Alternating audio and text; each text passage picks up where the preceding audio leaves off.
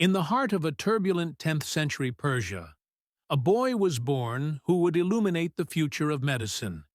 His name, Abu Ali al-Hussein ibn Abdullah ibn Sina, known to many in the West as Avicenna. From an early age, Ibn Sina displayed a remarkable memory and intellect. By the age of 10, he had memorized the entire Quran, a feat that earned him the admiration of scholars and elders alike. But it wasn't religion alone that stirred his mind. He was fascinated by logic, mathematics, astronomy, and most importantly, medicine. A thirst for knowledge would become his life's compass. Living in Bukhara, a center of learning under the Samanid dynasty, young Ibn Sina had access to a treasure trove of Greek, Indian, and Arabic texts. He absorbed it all with unstoppable hunger. At just 16, he began practicing medicine.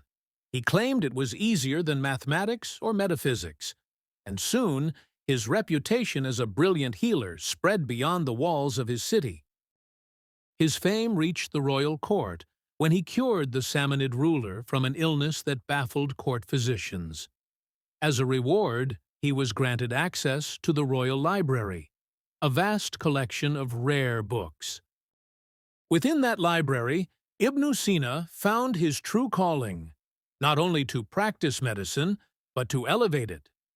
He began to write, organize, and question the very foundations of medical science.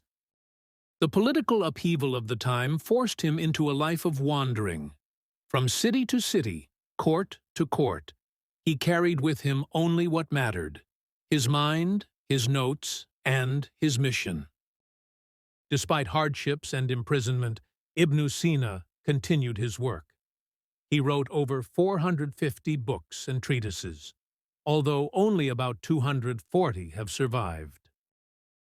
Among these, one work would stand the test of time: the Canon of Medicine, Al-Qanun fi al-Tib, a 5-volume medical encyclopedia that would influence the world for centuries. The Canon was more than a book. It was a revolution.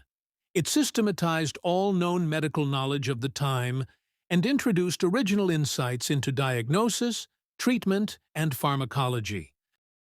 He emphasized empirical observation and clinical trials. Long before the term evidence-based medicine was coined, Ibn Sina practiced it.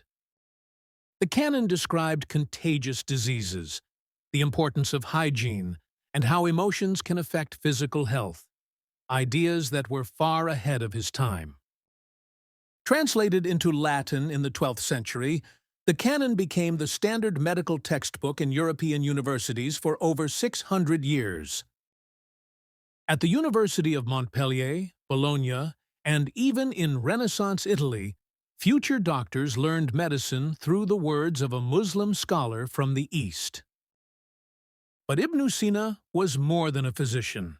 He was a philosopher, astronomer, mathematician, and poet.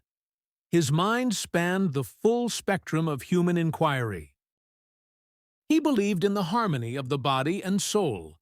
His philosophical writings influenced both Islamic thought and Western thinkers like Thomas Aquinas. Yet, for all his brilliance, he faced opposition from orthodox scholars and political enemies. His ideas were often considered too radical, too modern, even dangerous. Still, he never ceased.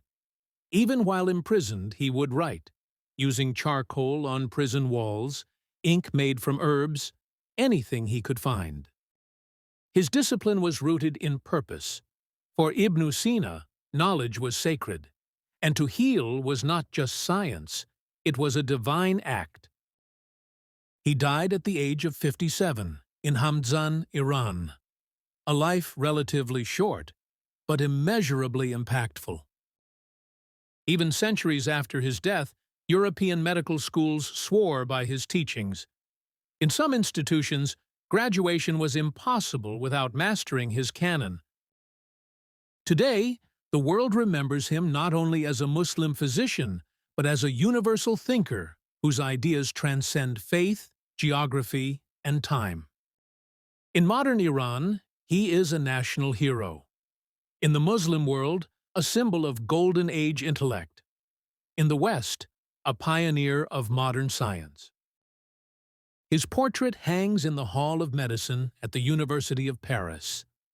His name is carved into the history of human knowledge. Ibnu Sina taught us that science is not born in one land, nor does it belong to one people. It is a legacy of shared curiosity and compassion. From ancient manuscripts to artificial intelligence in medicine, the arc of progress traces back to minds like his. His work laid the groundwork for clinical practice, pharmacology, medical ethics, and even mental health treatment as we know them today. And while the world has changed dramatically since the 11th century, the question that drove Ibnu Sina remains: how can we better understand the human body and use that understanding to heal? In every hospital, every clinic, every medical breakthrough, echoes of his legacy persist. Ibnu Sina remains the silent mentor behind modern medicine. He once wrote, "The knowledge of anything, since all things have causes, is not acquired or complete unless it is known by its causes." A timeless reminder that understanding begins with curiosity.